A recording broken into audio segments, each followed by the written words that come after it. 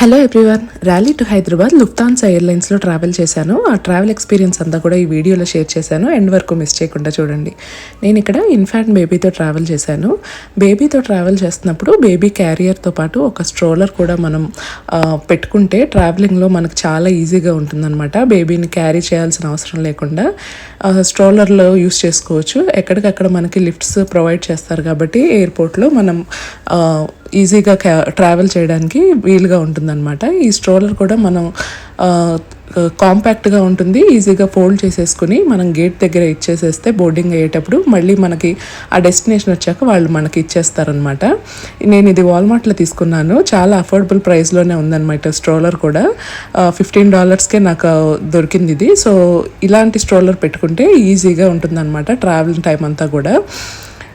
Next ఇక్కడ మేము ఎయిర్పోర్ట్లోకి అయితే ఎంటర్ అవుతున్నాము.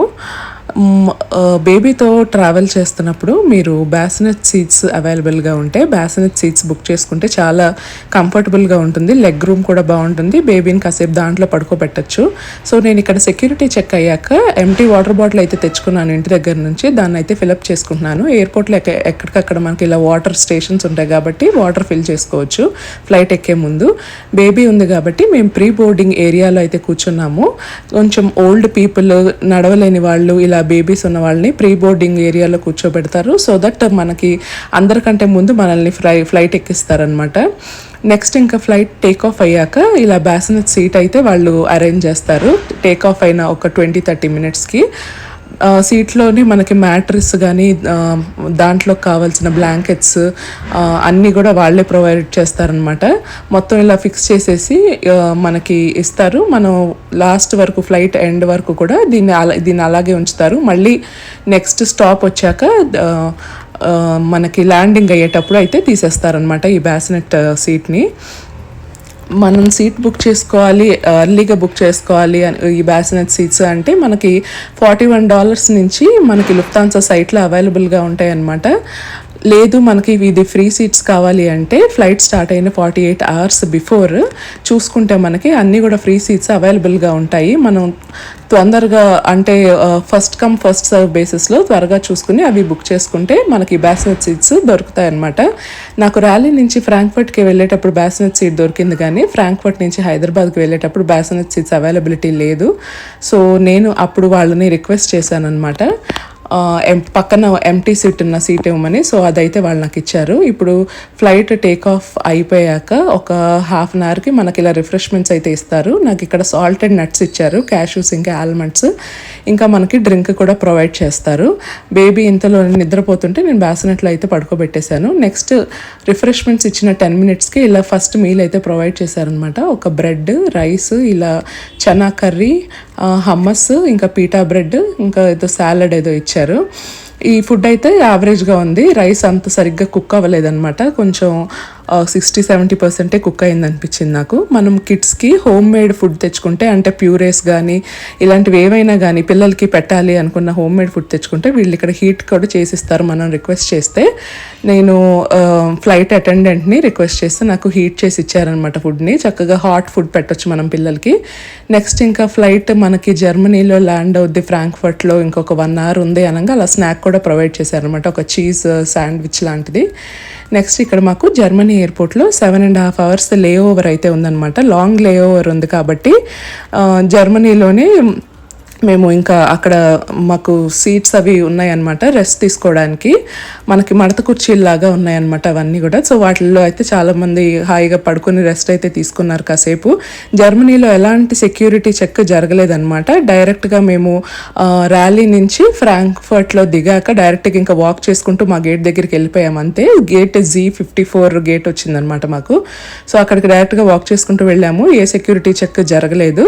కాసేపు అలా చైర్స్లో రిలాక్స్ అయ్యాక ఇంకా మా టైం అయినప్పుడు ఆ గేట్ దగ్గరికి వెళ్ళేసి అక్కడ కూడా ప్రీ బోర్డింగ్లోకి వెళ్ళి మళ్ళీ ఫ్లైట్ బోర్డ్ అయ్యామన్నమాట.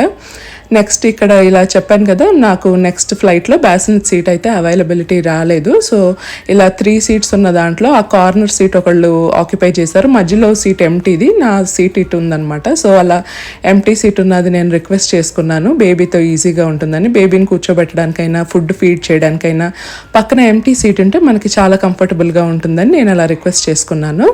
సో ఇక్కడ ఫ్లైట్ కింద కెమెరా ఉందన్నమాట. టేక్ ఆఫ్ అయ్యేటప్పుడు కింద కెమెరా నుంచి నేను ఈ వీడియో అయితే రికార్డ్ చేశాను. మనకి ఫ్లైట్ ఎక్కడికి వెళ్తుంది, ఏ ఏరియాలో ఉంది, ఇంకా ఎంత డిస్టెన్స్లో మనకి ఇంకా ఉంది డెస్టినేషన్, అవన్నీ కూడా మనకి ఇక్కడ స్క్రీన్ మీద కనిపిస్తాయి కాబట్టి అవి అన్నీ కూడా చూసుకుంటూ ఉండొచ్చు, ఎంత దూరంలో ఉన్నాం ఏంటి అదంతా కూడా. ఈ సెకండ్ ఫ్లైట్లో బేబీ చాలా ఎక్కువసేపు పడుకున్నారు, 4 hours 4.5 hours దాకా. మోస్ట్లీ నేను చేతిలో పడుకోబెట్టుకున్నాను, లేదా కాసేపు అలా పక్కన సీట్లో కాసేపు బ్లాంకెట్ వేసి అలా పడుకోబెట్టాను అనమాట.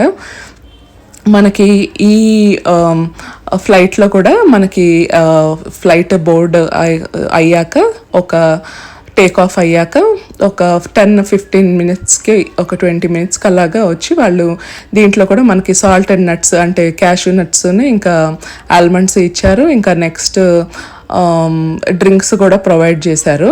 ఇంతలోనే బేబీ పడుకున్నారు కాబట్టి నేను కాసేపు పక్కన పడుకోబెట్టేసేసాను. తర్వాత ఇంకా బేబీ ఫుడ్ కూడా మనకి హోమ్ ఫుడ్ ఉంటుంది కదా, అది కొంచెం హీట్ చేసి ఇమ్మంటే హీట్ చేసి ఇచ్చారు.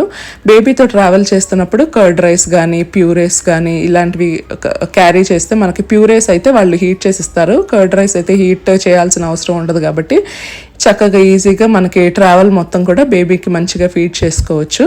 నేను ఇక్కడ బయట ఫ్రాంక్ఫర్ట్ టేక్ ఆఫ్ అయ్యాక బయట లొకేషన్ అంతా కూడా ఇలా వీడియో అయితే తీశాను.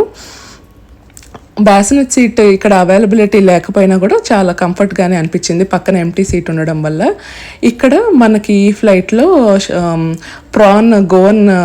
ప్రాన్ కర్రీ ఇచ్చారు, బీన్స్, కొబ్బరి ఫ్రై, కొంచెం రైస్, బెల్లం పరమాన్నము, ఇంకా రైతా అయితే ఇచ్చారనమాట. ఈ ఫుడ్ అయితే బాగానే ఉంది. ర్యాలీ నుంచి ఫ్రాంక్ఫర్ట్కి వచ్చేటప్పుడు ఫుడ్ కన్నా కూడా ఈ ఫుడ్ అయితే కొంచెం బాగానే ఉందన్నమాట, అబవ్ యావరేజ్గా ఉంది టేస్ట్ అంతా కూడా. నెక్స్ట్ ఇంకా ట్రావెల్ అయితే ఇలా కాసేపు 4.5 hours అలా అయ్యాక బేబీ అయితే లేసాక నేను ఇంకొంచెం ఫీడ్ చేసేసాను, పక్కన చైర్లో కూర్చోబెట్టేసేసి ఫీడ్ చేశాక ఇంకా ట్రావెల్ అంతా కూడా ఇలా ఎంగేజ్ చేస్తూ ఉన్నానన్నమాట బేబీని. అంటే ఇంకా బొమ్మలు ఇంటి నుంచి నేను కొంచెం టాయ్స్ అలాంటివి అయితే తెచ్చుకున్నాను, టీథర్స్ అలాంటివి. సో అవి ఇచ్చి అయితే ఎంగేజ్ చేస్తున్నాను. కాసేపు బేబీని ఎత్తుకుని అటు ఇటు కూడా తిరిగాను అనమాట ఫ్లైట్ అంతా కూడా. మళ్ళీ కాసేపటికి ఇంకా ల్యాండ్ అవుద్దనంగా మళ్ళీ బేబీ పడుకున్నాడు. సో అది ఈజీ అనిపించింది నాకు. నెక్స్ట్ ఇంకా ల్యాండ్ అయ్యే 1 hour ముందు ఇలా మళ్ళీ స్నాక్ అయితే ఇచ్చారు, వెజ్ కాటీ రోల్ ఇచ్చారనమాట. దీంతోపాటు కెచప్ కూడా ప్రొవైడ్ చేశారు.